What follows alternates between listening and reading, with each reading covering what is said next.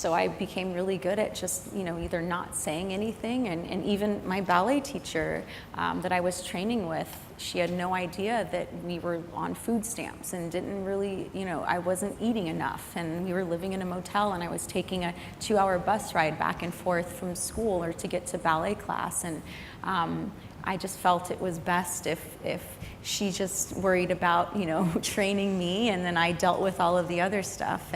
And I feel like I grew up quick almost in a way because I was exposed to so much and dealing, responsible for so much at such a young age.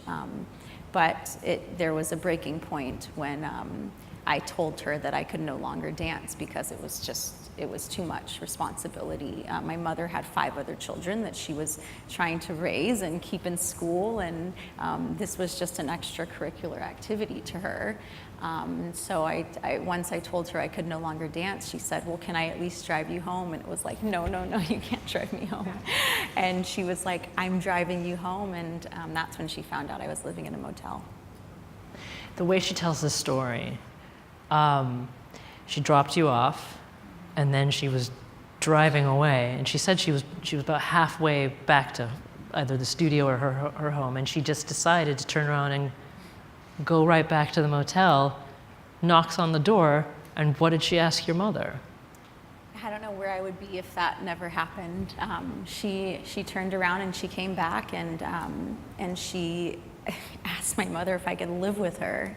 And I was like, what?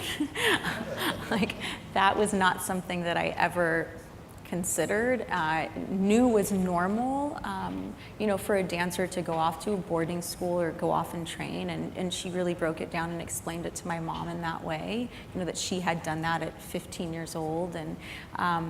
And I think that it was just a lot for her to really not just see the motel, but see me sitting inside, and there was no bedroom, and I'm sitting on the floor and just feeling like this is it, like it's either this is what her life is going to be, or I can change it and she can change the ballet world. And luckily my mom said okay, and that was the beginning of everything.